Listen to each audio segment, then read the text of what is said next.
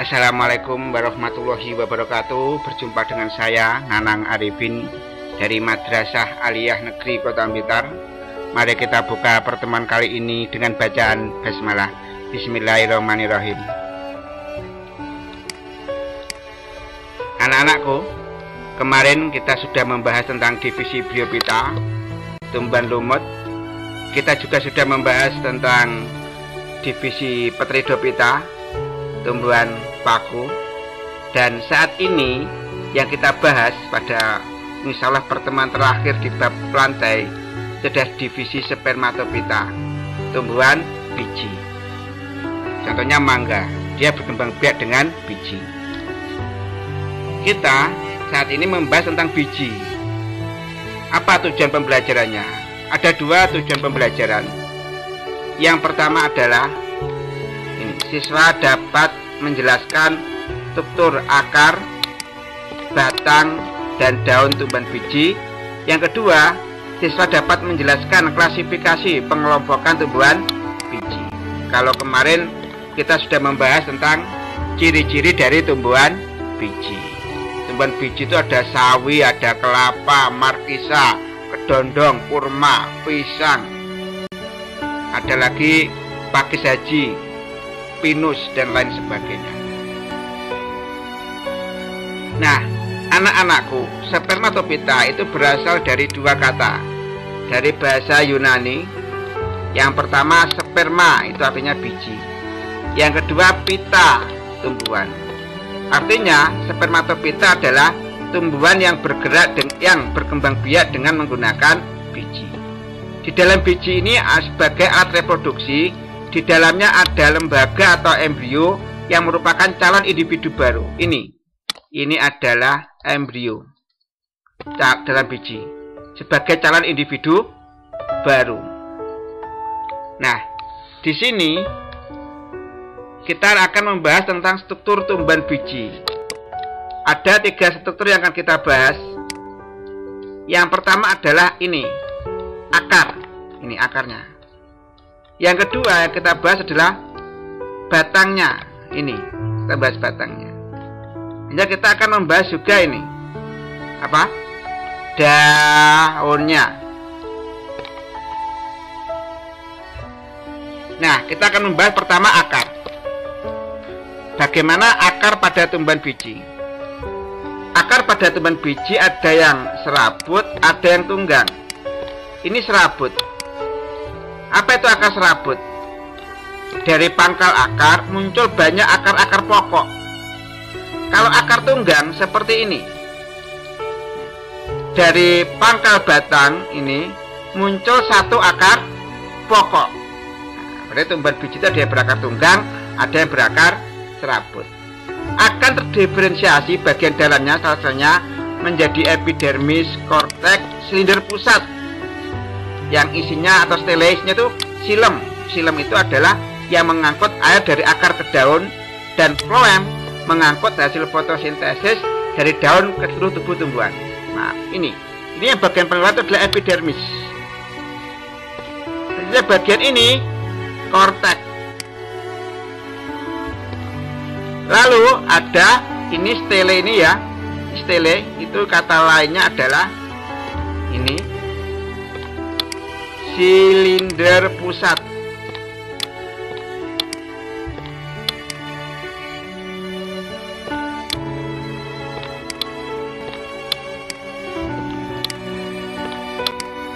Di silinder pusat ini ada phloem. Ini mengangkut hasil fotosintesis dari daun ke seluruh tubuh tumbuhan. Ada xilem, pembuluh kayu mengangkut air dari akar ke daun. Hanya batang, maaf. Kalau pada akar ada rambut-rambut akar, itu untuk menyerap air dari tanah. Kalau batang tidak ada rambut-rambut akar. Batang itu ada yang tegak, ada yang condong berbaring di atas tanah, ada yang merayap seperti daun sirih. Batang itu mengalami diferensiasi sel-selnya, perkembangan menjadi epidermis. Epidermis bagian paling luar. Korteks, di dalam epidermis ada namanya korteks. Setele ini ya, ini adalah setele. Dalam setele adalah yang namanya xilem. Ini mengangkut air dari akar ke daun. Ada floem, ini xilem dan floem, mengangkut hasil fotosintesis dari daun ke seluruh tubuh tumbuhan. Lalu ini adalah bagian daun. Daunnya itu memiliki namanya tulang daun. Ini tulang daun ini. Terdiferensiasi menjadi epidermis, ini yang paling luar. Ada epidermis, ini epidermis. Ini. Atas, epidermis bawah. Ada mesofil, ini mesofil. Di dalam mesofil ada dua, ada jaringan tiang, ada jaringan bunga karang. Ini jaringan bunga karang, jaringan tiang. Ini akar, batang, daun pada tumbuhan berbiji. Klasifikasi tumbuhan biji atau spermatopita itu terbagi menjadi dua besar. Yang pertama adalah tumbuhan berbiji terbuka, gymnospermae. Yang kedua, tumbuhan berbiji tertutup, angiospermae. Ada 4 bagian kelas Cicadinae, Genetinae, Coniferinae, Ginkgoinae. Itu dari tumbuhan berbiji terbuka. Tumbuhan berbiji tertutup ada yang dikotil, ada yang monokotil, berkeping biji 1, berkeping biji 2. Apa perbedaan tumbuhan berbiji terbuka dan tumbuhan berbiji tertutup, atau perbedaan gymnospermae dan angiospermae? Akan Bapak jelaskan. Ada 2 perbedaan. Kalau pada gymnospermae berbiji terbuka, biji tidak ditutupi oleh daun buah, namun di luar permukaan daun buah. Seperti ini pada pohon cemara, ini bijinya, ini tidak ditutupi oleh daun buah. Lain dengan angiospermae berbiji tertutup, biji ditutupi oleh daun buah. Ini seperti pohon mangga, bijinya ditutupi oleh daun buah. Disebut antopita dari kata antoin dan pita. Antoin itu bunga, pita itu tumbuhan. Ini tumbuhan mangga berbiji tertutup, ada bunganya. Itu termasuk angiospermae. Nah, kelas gymnospermae berbiji terbuka itu ada 4 kelas. Yang pertama Cicadinae. Tumbuhannya mirip pohon kelapa. Ini pakai saji ini ya. Batangnya berbentuk tiang dan jarang yang bercabang, tidak bercabang. Daun dalam roset batang di sini. Kalau masih muda daunnya menggulung. Berumah satu. Satu tumbuhan punya 2 kelamin, jantan dan betina. Contohnya apa? Cicas rumpii. Itu kata lainnya adalah pakis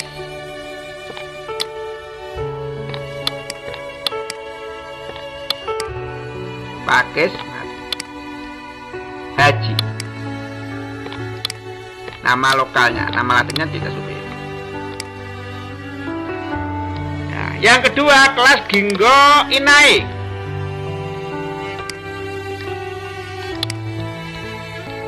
Spesies paling sedikit ini disebut tumbuhan primitif. Tingginya ya, ini mencapai 30 meter, kategori pohon. Berumah 2, satu tanaman, ada 1 alat kelamin, yaitu jantan atau betina. Tumbuhannya merangas, menggugurkan daunnya pada musim-musim tertentu, biasanya pada musim gugur, menggugurkan daunnya. Daunnya berbentuk kipas, ya, seperti ini. Dan tulang daunnya menonjol seperti tulang rusuk. Selain sebagai tanaman hias, juga sebagai obat-obatan. Ini contohnya ginkgo biloba. Biasanya untuk orang vertigo yang melihat lingkungannya ketika kena vertigo berputar, atau orang untuk mengatasi mata ketika bagi orang kena diabetes. Yang ketiga kelas Genetinae. Mungkin orang lain mengatakan adalah melinjo. Berumah 2, artinya satu tanaman, satu kelamin, jantan sendiri atau betina sendiri. Ada yang bercabang, ada yang tidak. Memiliki perhiasan strobilus yang dalam perkembangannya menjadi mantel yang menyelubungi biji. Berarti ini bijinya diselubungi oleh mantel, bukan buah. Pertulangan daunnya menyirip. Nah, ini kita lihat pertulangan daunnya ini menyirip seperti siripnya ikan. Contohnya Gnetum gnemon, atau kata nama lokalnya, itu nama latinnya ya, melinju.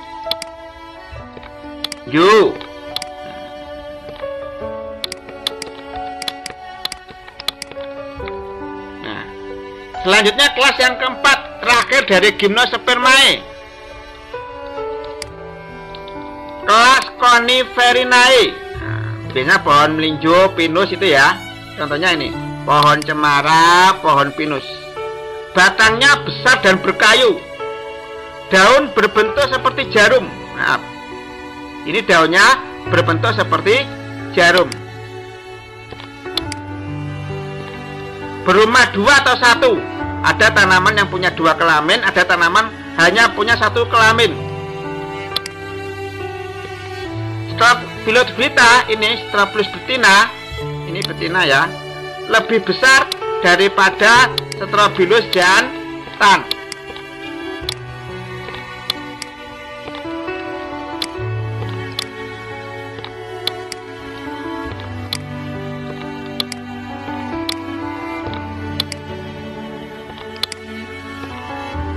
Contohnya cemara dan pinus.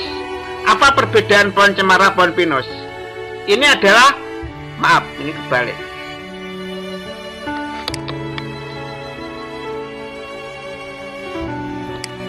Ini daun pohon cemara. Daunnya ini berluas-luas dan terpisah-pisah. Kalau ini daun pohon pinus. Sama-sama dari anggota kelas Coniferinae. Nah, kelas yang kedua adalah berbiji tertutup. Nah, berbiji tertutup.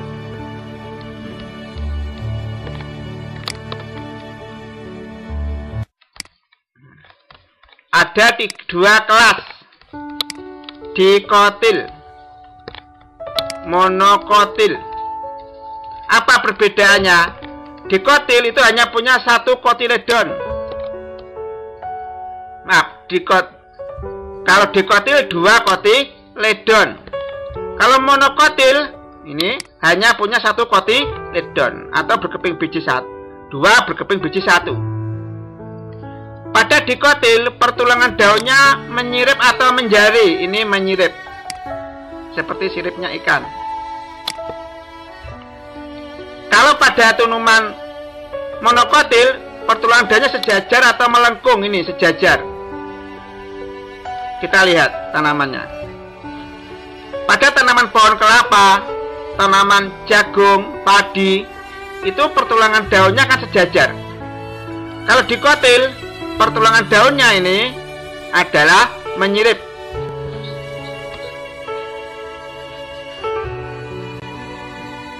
Selanjutnya, pada tanaman ini ya,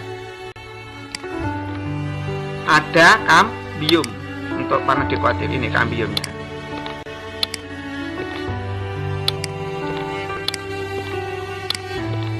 Nah, kalau pada tanaman monokotil tidak ada kambium. Kambium tidak ada. Kali ini kambium ada. Pada tanaman monokotil, dikotil ya, bagian bunganya itu kelipatan 2, 4 atau 5. Kalau pada bagian monokotil bunganya kelipatan 3. Ini 6 nih. 1, 2, 3, 4, 5, 6. Ini 5. 1, 2, 3, 4, 5, 6, 7, 8, 9, 10. Pada tanaman dikotil itu akarnya tunggang. Ya, pada tanaman monokotil itu akarnya adalah serabut. Nah, ini contoh-contoh tanaman dikotil. Ya, kalau kita lihat untuk tanaman monokotil itu akarnya serabut. Ini pohon kelapa. Padi juga akarnya serabut. Kalau pada tanaman dikotil ini akarnya adalah tunggang. Nah, ini anggota-anggota dari famili tumbuhan dikotil, dan ini anggota tumbuhan dari famili tumbuhan monokotil. Anda bisa pelajari sendiri. Nah, sudah kita bahas ya untuk tumbuhan berbiji. Di tumbuhan berbiji ini ya, itu terbagi dari Gymnospermae, lalu ada juga Angiospermae, ada dikotil, monokotil. Kalau Angiospermae, Gymnosperma ada Ctenophita, Cichadophyta, Gingophyta, dan Coniferae. Mari kita tutup pertemuan ini dengan doa penutup majelis. Subhanakallahumma wa bihamdika asyhadu alla ilaha illa anta astaghfiruka wa atubu ilaik. Sak bejo-bejone wong kang lali, sik bejo wong kang eling lan waspada. Wallahu muwaffiq ila aqwamit thoriq. Wassalamualaikum warahmatullahi wabarakatuh.